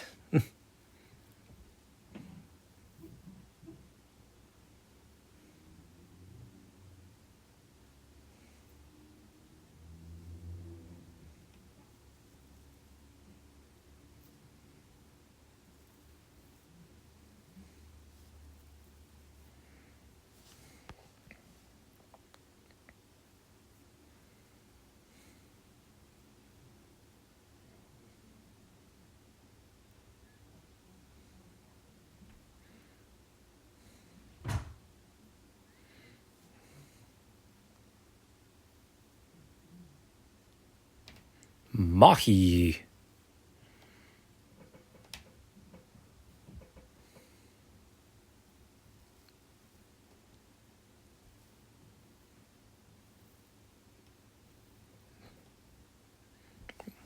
Which is quite clever, honestly.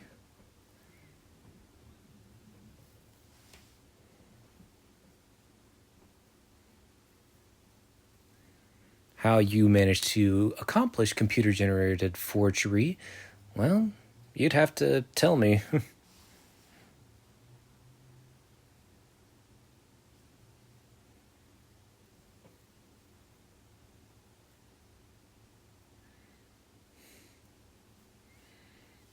Nice butt.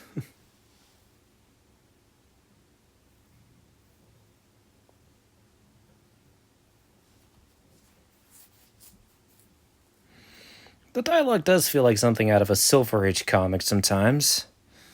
I'm not bothered by it. I mean, not totally bothered by it, and I do like that Robin's suit is very much like the Tim Drake suit from the comics. And like I said, the suit weighed 41 pounds for Chris O'Donnell.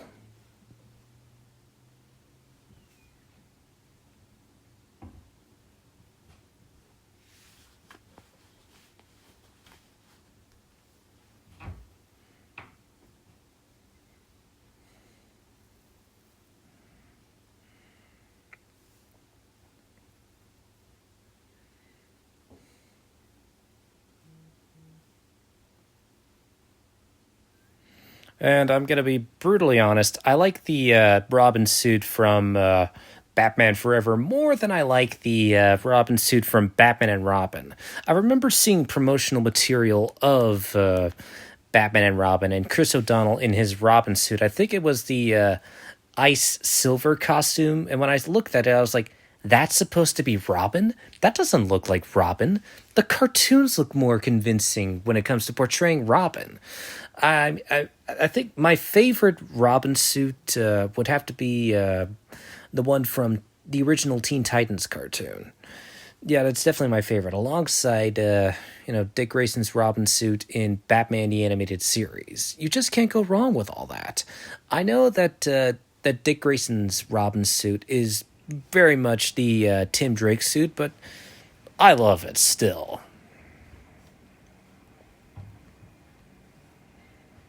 And so we have a timeless meme of Val Kilmer's Batman giving a thumbs up. Now, in Batman 89, the Robin in that one is known as Carlton Drake, and he is black. Very different alternate version of Robin, but it's not a bad version. I should really read Batman Echoes.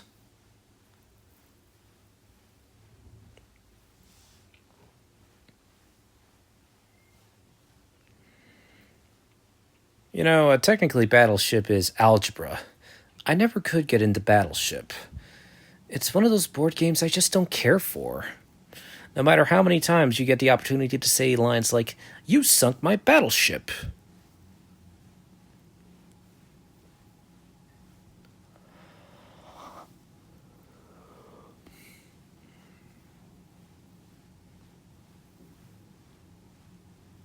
That sinking feeling.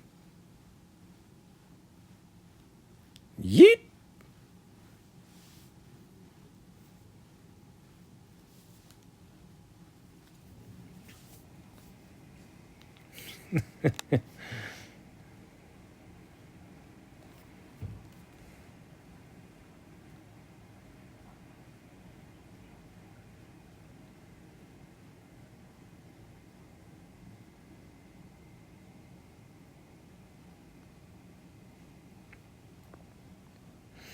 Now, fun fact, the Batboat first appeared in Detective Comics number 110, released in April 1946 in the story Batman and Robin in Scotland Yard.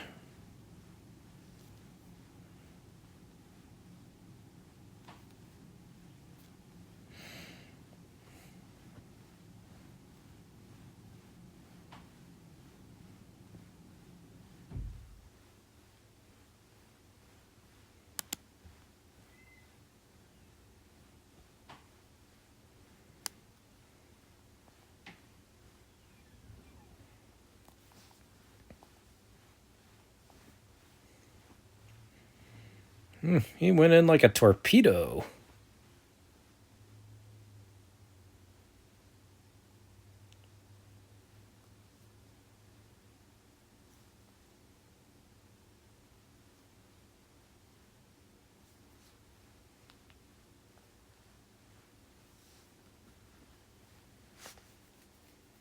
Yeah, I don't like the scuba suits for Two-Face's goons. Kinda lame.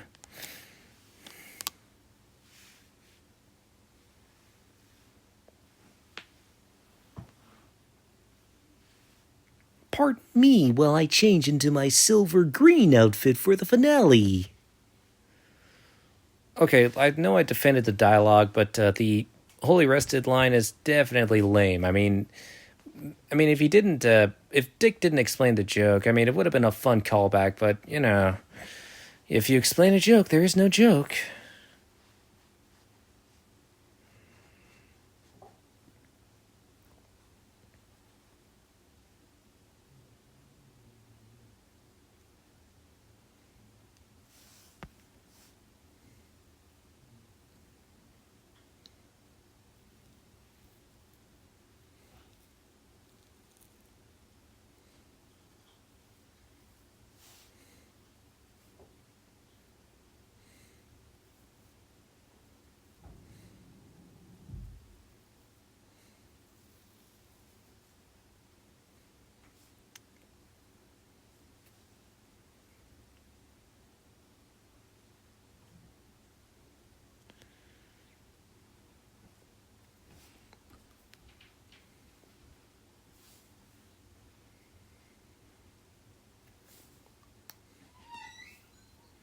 And my brother, who's not in the comics.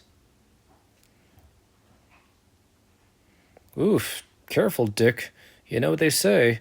No one wins with a headbutt.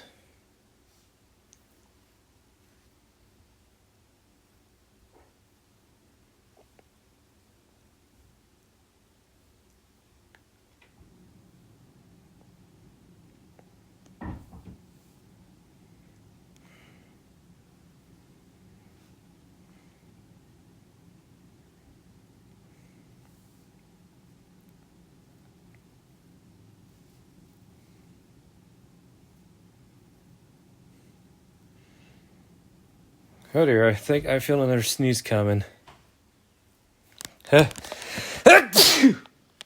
Excuse me.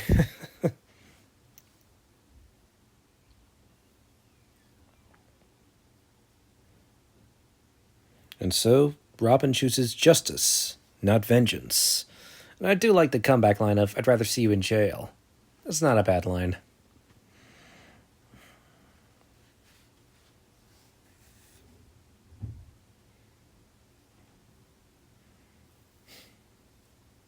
Yeah, like I said, nobody wins with a headbutt, Dickie boy.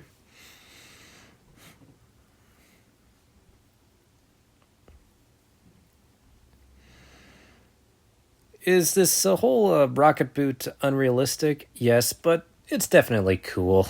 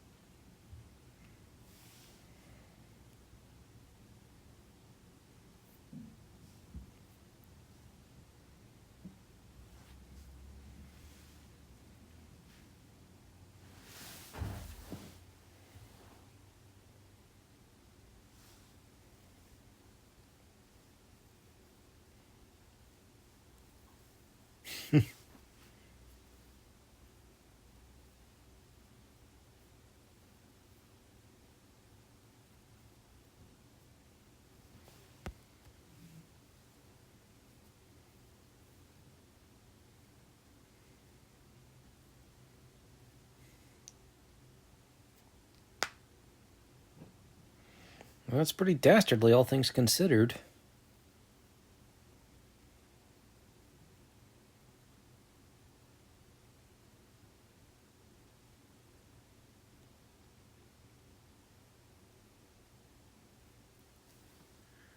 I'll get you, got it.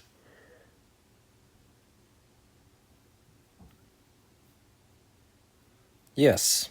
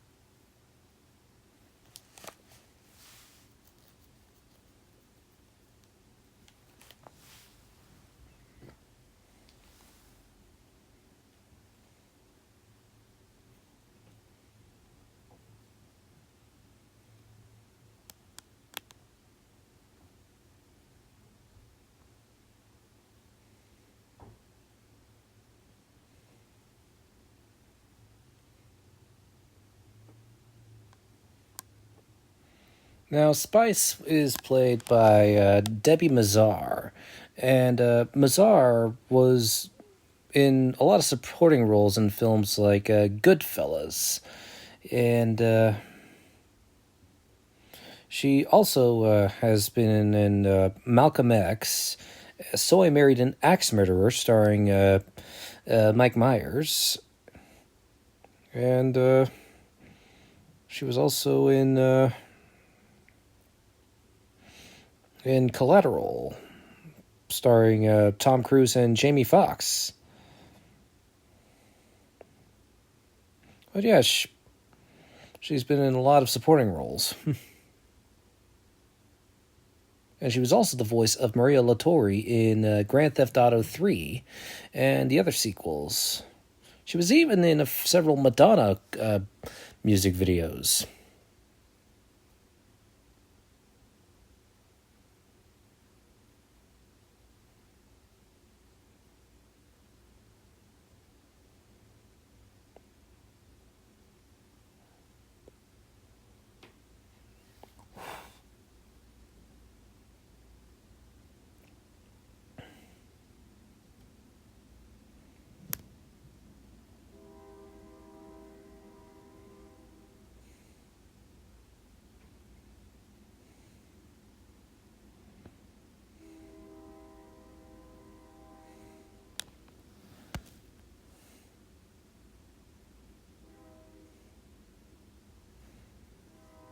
Ooh, that is trippy. I definitely remember that when I was a kid.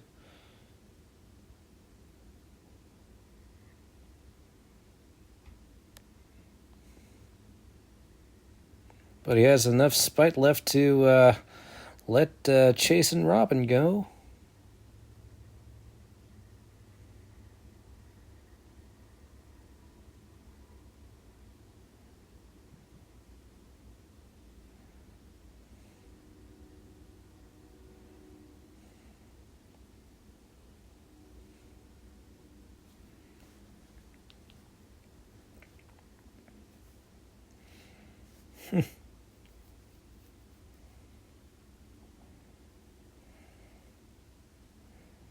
Nice save.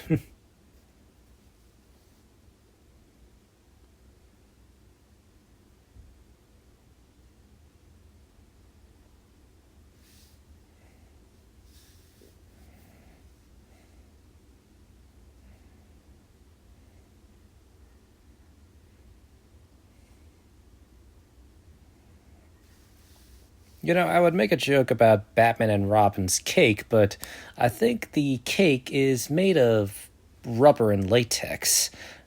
Probably not something you'd want. Although I'm gonna be honest, I'm not a butt guy.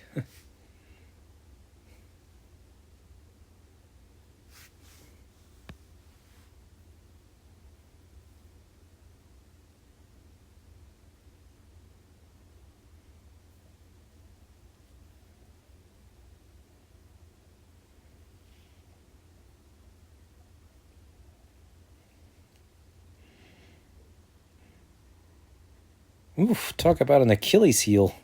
And a way to outwit your enemy. Now, if I had a nickel for every time a Batman villain fell to their death caused by Batman, I would have 2 nickels, which isn't a lot, but it's strange that it happened twice. The first time being when Joker fell to his death, when Batman had him weighed down with a gargoyle.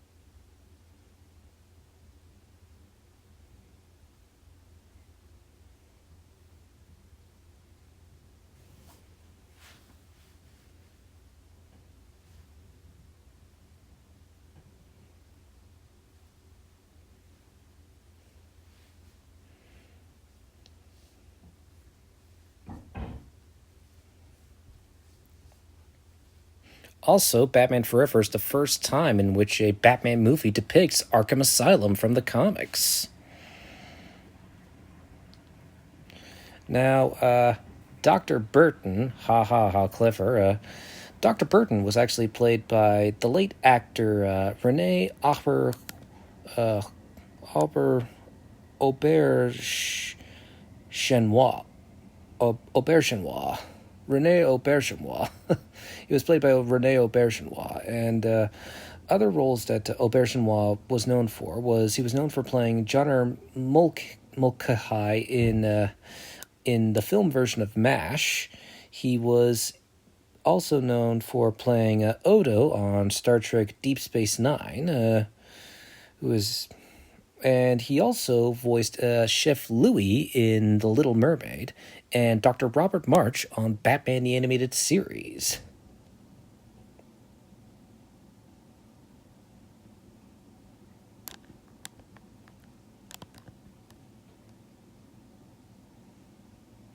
That's when you know Enigma's a shell of his former self, delusional enough to think he's the Batman.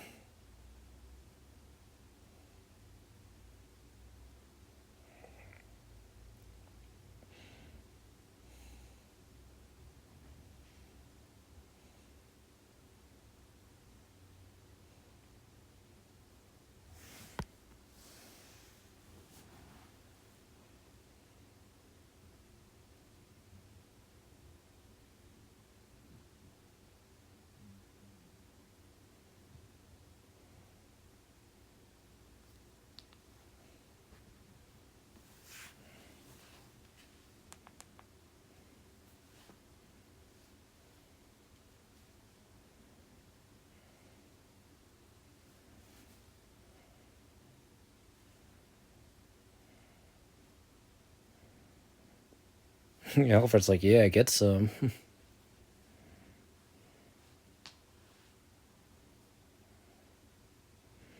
Yeah, because we'll totally see Chase Meriden return in Batman and Robin. You know, it is so weird in this final shot. I swear Batman's cowl is jiggling all the way, but I really do love this shot of Batman and Robin running towards the camera, ready to fight crime, running off into the night like the dynamic duo that they are.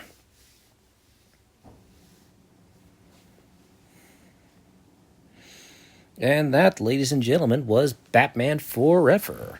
If you want to know my personal thoughts on it after rewatching it, it's not as terrible as everyone has built it up to be.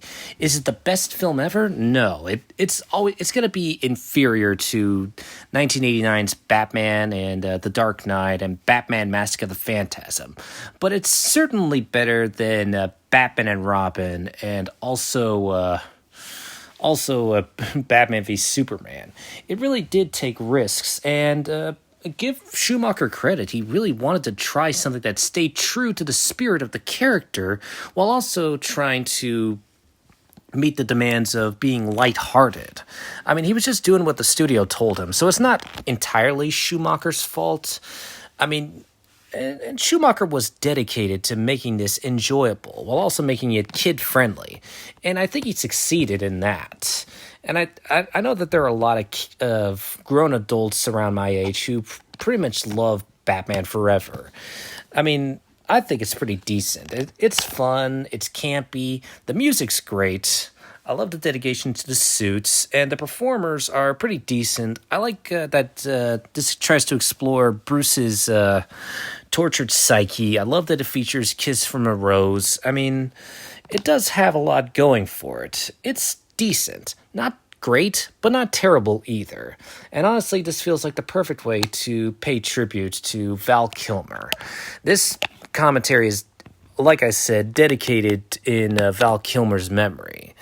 He may have been difficult to work with, but the good films he was in should never be unacknowledged. And so, rest in peace, Val Kilmer. You will be missed.